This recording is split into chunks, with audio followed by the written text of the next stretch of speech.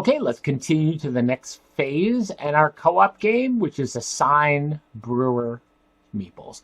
During this phase, players, including the gnomes, are going to take turns placing one of their brewer meeples into an action space and claiming that space. Now, some spaces, the actions are performed immediately. Some spaces, the actions are performed in a subsequent round. So let's just talk about what those spaces are. The types of spaces. There's essentially two types, two flavors. There's immediate action spaces, and these are spaces that have an exclamation point, meaning when you place your worker there, if you, again, you're not ever required to take an action. You can place a worker there and choose not to perform the action, just to block it. Probably not the best thing to always do, but you can. But if you choose to do it on an immediate space, you have to perform it immediately. We'll talk about what these are in a minute. So that's these exclamation spaces. You also have, and again, only one brewer can occupy one of these at a time. So once that's claimed, that's blocked. If all three of these, the dragon tribute spaces, were cleared, nobody else can perform the dragon tribute space. Minus a couple special abilities that players can unlock. There's an ability that allows you to stack, but that's an exception. There's another immediate action space that everybody has on their board. And it's a private space. Nobody else can use it. And it's an oval, which means you can use it unlimited number of times, being that one brewer at a time during your turn, you can place a person there and brew beer. And this means you get to brew beer equal to your brewery rating, which is right here. So in this case, 5. By placing a worker here, we would immediately collect 5 beer, right, and add it to our supply. If you recall, beer is used to pay for actions. Okay, let's talk about every one of these spaces. Build brewery. What build brewery means, you place a worker, you pay 3 gold and can add a brewery. So let's talk about what adding a brewery means. The first rule that's really important to know is that every space can only contain one brewery. However, there are some special abilities that allow a player to have more than one in a space. Like if you remember, our tree people unlocked the ability to have more than one brewery on a single forest tile. In that case, if somebody else builds a brewery there, we'll talk about how that works, both breweries are removed. Only one player can have one or more breweries in a tile. And regularly, the normal rule is, with exception to special abilities, 1 brewery per tile. You get to build a build a brewery in any tile that you occupy and have control. So what is the term occupy? Occupy means you either have 1 or more customer cubes or 1 or more breweries. So in this case, here's the scenario. The red player is occupying all 3. They occupy this because they have a brewery. They occupy this because they have 1 customer cube. This they have 3. They do not occupy this. Why? They don't have cubes in it. A pretty easy concept to understand. Control means that you have the highest market strength. So what is my market strength? There's a guide on your player right here that shows market strength. What market strength is, every cube is worth a point. Every brewery is worth 2. And what that means, if you have the highest market strength, again, not tied, highest, then you can build a brewery in that space. So in this case, let's say the red was in here with the gnomes. Market strength of 1, market strength of 1. They cannot, the red player could not build a brewery, and the white could not build a brewery here either because they're tied. But if you have this scenario, you have more market strength, again, being cubes worth 1 point, breweries worth 2, then you can. And when you build a brewery, you always add a brewery from the top to the bottom. You add it from your board, and you place it in that spot. Boom. Now notice we've doubled the market strength. So now the market strength is 2, plus 2 is 4 against their 1. Let's slide this back. The one thing we have to talk about too is that anytime you place a brewery, notice you're uncovering higher brewer production. Your brewer production is always equal to the lowest number plus the number of these symbols. In this case, it'd be 4, 5, 6, because we had like this 7. We actually increased our brewery production to 7. Okay, that makes sense because 4, 5, 6, and because we unlock this, 7. Boom. Which means every round we're going to get a point. But sadly, this did not actually happen. If a brewery comes back, you have to immediately adjust your beer production back down. Anytime you place a brewery next to one of these, you an upgrade token, you immediately get to place the upgrade token. If the brewery comes back, however, you do not have to put the upgrade. Once you build an upgrade, it's there forever. But you can't, does that make sense? So that's how you build a brewery. Important note. Anytime you build a brewery in a space that replaces a gnome brewery, you immediately collect 2 points. So let's just do an example. Let's pretend it was this, right? The gnomes were, let's say the gnomes had a single brewery here. Their market strength is 2. 3 of yours, that's 3. If you decide to build, you replace this brewery, this goes back to the board, you're going to add one of yours here. Because you replaced the gnome brewery, the people rejoice, and you immediately earn 2 points. And that's denoted right here on the board as a reminder to you. Okay.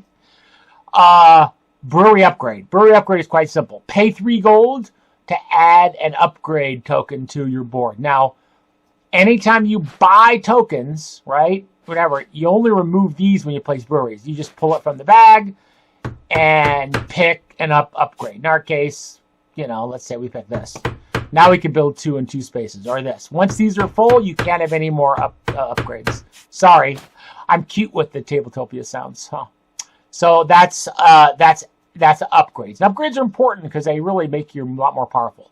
Oktoberfest is converting 3 gold into points. This means you can do it unlimited number of times. So you place 1 worker. Let's say you have 9 gold. You decide to cash in all 9 gold. You can immediately collect 3 points. If you had 10 gold, you only can cash in 3. You always round down. You can decide to only spend 3 gold if you wish. Tavern sales is you're spending 3 beer to collect 3 gold. Gold are nice because gold is a wild card resource. You can always use gold in lieu of beer anytime throughout the entire game.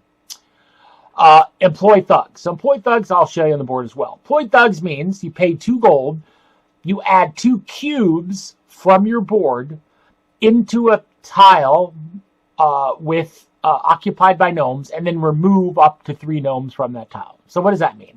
Basically, you're hiring thugs to come beat them up. So let's pretend this scenario. Red places a person there and goes like, I'm going to start to muscle my way in. They pay 2 gold. Anytime you add cubes from the board, you always add them from left to right. So in this case, they're adding 2 cubes, up to 2. They can always choose 1. Okay.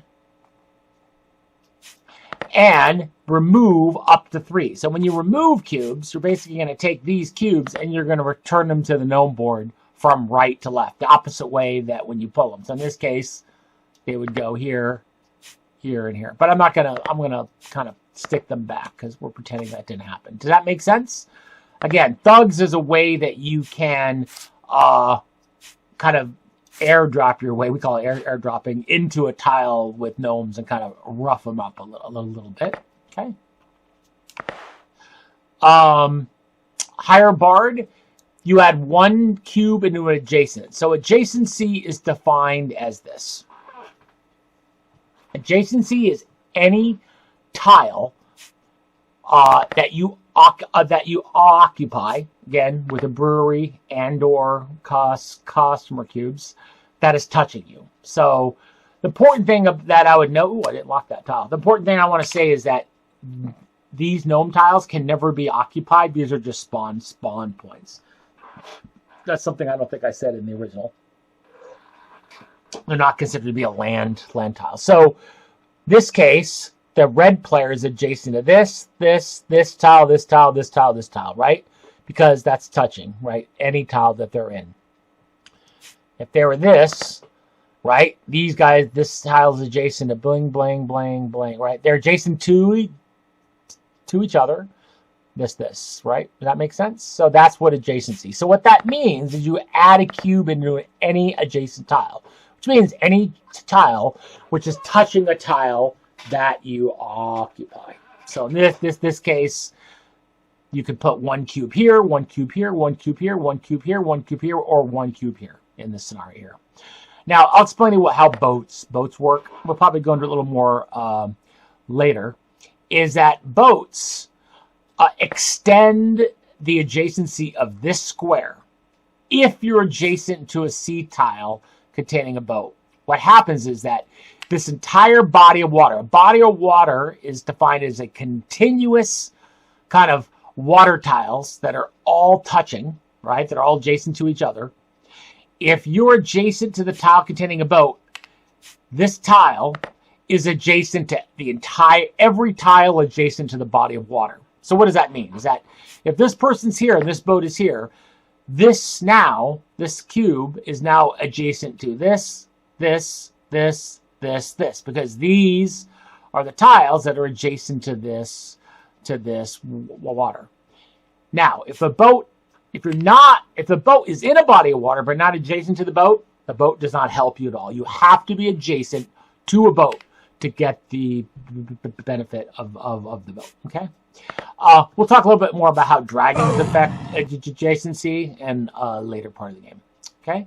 So the last thing is the dragon tribute, which is moving the dragon. So sometimes you just want to be a jerk and move the dragon against gnomes and other people.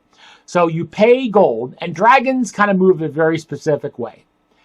A dragon can move from any water tile, and this counts as a water tile, to any water tile on the board for 1 point of its 2 points of movement.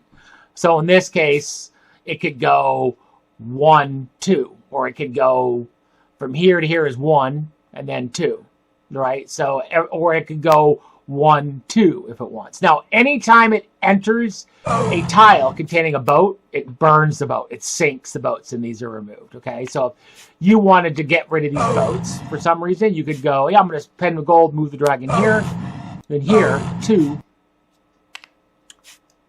It clears the boats.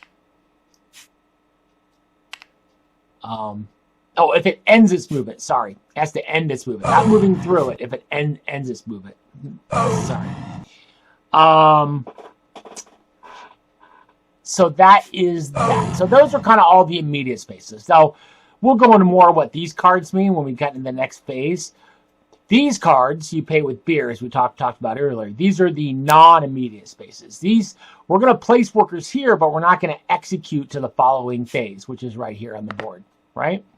So I'm not going to kind of explain every one of these cards yet, but basically when we execute these cards in the next phase, it's going to go top card from left to right, from top to bottom, each of these spaces top to bottom. So in this case, we would go blank, blank, blank, blank, blank, blank, blank, blank, blank, blank, ding, ding, ding, ding, ding, until all these are done, and then you're done. So the last thing we'll talk about is how you go about placing workers. So in a cooperative game, you use gnome cards to actually have the gnomes claim spaces. Now, they claim spaces, but they don't perform the action. Gnome actions are performed 2 phases from now, but they are used to block spaces from other players. And how you do is you draw the number of gnome cards equal to the number of workers that you're placing. And in this case, we're all placing 6. And I put all the workers here to make it easier for me to go through. And the gnomes always go first, regardless of turn order. So how that works is you draw a card. This symbol right here, this is used for actions. We're not care about that. For this purpose, we only care about this symbol.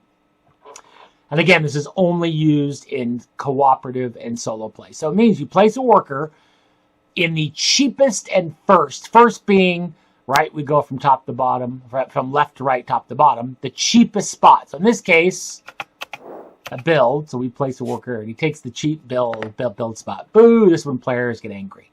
So let's say the other players go. They're like, I'm going to take this, I'm going to take this, I'm going to take this. Now we're back to the gnomes. We draw the gnome second card. Now they're going to take the cheapest and first beer barrel delivery space. In this case, the first, right, and the cheapest. If for some reason, when you draw these cards and all those spaces are full, they always go into the first cheapest spot. So let's just pretend that we drew this and it was like this, right? Let's say all these were full, right? And then we drew this card. Well, that's full. So you place it in the first cheapest spot. And in this case, the gnomes would go here. So anyway, so we continue going through the turn, claiming spots. So I'm just going to kind of randomly grab guys, if you don't mind.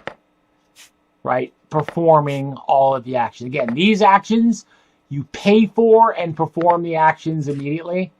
I should probably actually be flipping. Oh, that can't do it. So he goes here. He's going to go here. He's going to go here. Sorry, I kind of went out of order. I didn't mean to confuse you, but he would go here, cheapest and first. And there's no build, so he takes the cheapest and first, which is here. So that's how you place workers.